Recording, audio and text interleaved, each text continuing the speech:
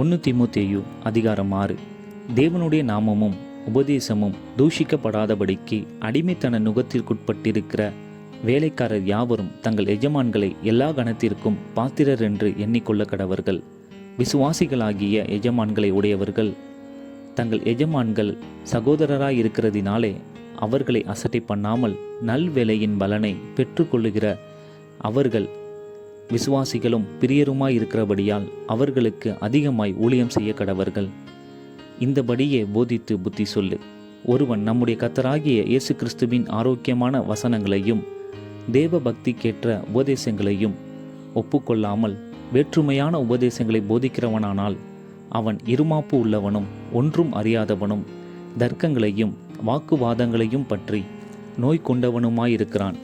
அவைகளாலே பொறாமையும் சண்டையும் தூஷணங்களும் பொல்லாத சம்சயங்களும் உண்டாகி கெட்ட சிந்தையுள்ளவர்களும் சத்தியமில்லாதவர்களும் தேவ பக்தியை ஆதாய தொழிலென்று எண்ணுகிறவர்களுமாயிருக்கிற மனுஷர்களால் உண்டாகும் மாறுபாடான தர்க்கங்களும் பிறக்கும்.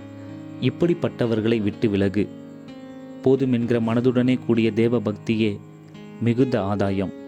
உலகத்திலே நாம் ஒன்றும் கொண்டு வந்ததுமில்லை, இதிலிருந்து நாம் ஒன்றும் கொண்டு போவதுமில்லை என்பது நிச்சயம். உண்ணவும் உடுக்கவும் நமக்கு உண்டாயிருந்தால் அது போதுமென்று இருக்க கடவோம். ஐஸ்வர்யவான்களாக விரும்புகிறவர்கள் சோதனையிலும் கண்ணியிலும் மனுஷரை கேட்டிலும் அழிவிலும் அமிழ்த்துகிற மதிக்கேடும் சேதமுமான பலவித இச்சைகளிலும் விழுகிறார்கள்.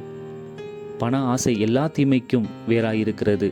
சிலர் அதை இச்சித்து விசுவாசத்தை விட்டு வழுவி அநேக வேதனைகளாலே தங்களை உருவ குத்தி கொண்டிருக்கிறார்கள். நீயோ தேவனுடைய மனுஷனே, இவைகளை விட்டோடி நீதியையும் தேவ பக்தியையும் விசுவாசத்தையும் அன்பையும் பொறுமையையும் சாந்த குணத்தையும் அடையும்படி நாடு. விசுவாசத்தின் நல்ல போராட்டத்தை போராடு. நித்திய ஜீவனை பற்றிக்கொள். அதற்காகவே நீ அழைக்கப்பட்டாய். அநேக சாட்சிகளுக்கு முன்பாக நல்ல அறிக்கை பண்ணினவனுமாயிருக்கிறாய். நம்முடைய கர்த்தராகிய இயேசு கிறிஸ்து பிரசன்னமாகும் வரைக்கும் நீ இந்த கற்பனையை மாசில்லாமலும் குற்றமில்லாமலும் கைக்கொள்ளும்படிக்கு எல்லாவற்றையும் உயிரோடு இருக்க செய்கிற தேவனுடைய சன்னிதானத்திலேயும் பொந்தி பிலாத்துவின் முன்னின்று நல்ல அறிக்கையை சாட்சியாக விளங்க பண்ணின கிறிஸ்து இயேசுவினுடைய சன்னிதானத்திலேயும் உனக்கு கட்டளையிடுகிறேன். அந்த பிரசன்னமாகுதலை தேவன் தம்முடைய காலங்களில் வெளிப்படுத்துவார்.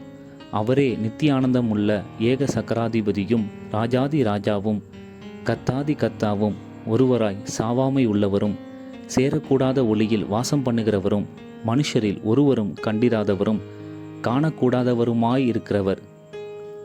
அவருக்கே கனமும் நித்திய வல்லமையும் உண்டாயிருப்பதாக. ஆமேன். இவ்வுலகத்திலே ஐஸ்வர்யம் உள்ளவர்கள் இருமாப்பான சிந்தை உள்ளவர்களாயிராமலும் நிலையற்ற ஐஸ்வர்யத்தின் மேல் நம்பிக்கை வையாமலும் நாம் அனுபவிக்கிறதற்கு சகலவித நன்மைகளையும் நமக்கு சம்பூர்ணமாய் கொடுக்கிற ஜீவனுள்ள தேவன் மேல் நம்பிக்கை வைக்கவும் நன்மை செய்யவும் நற்கிரியைகளில் ஐஸ்வர்யவான்களாகவும் தாராளமாய் கொடுக்கிறவர்களும் உதாரண குணமுள்ளவர்களுமாயிருக்கவும் நித்திய ஜீவனை பற்றி கொள்ளும்படி வருங்காலத்திற்காக தங்களுக்கு நல்ல ஆதாரத்தை பொக்கிஷமாக வைக்கவும் அவர்களுக்கு கட்டளையிடு.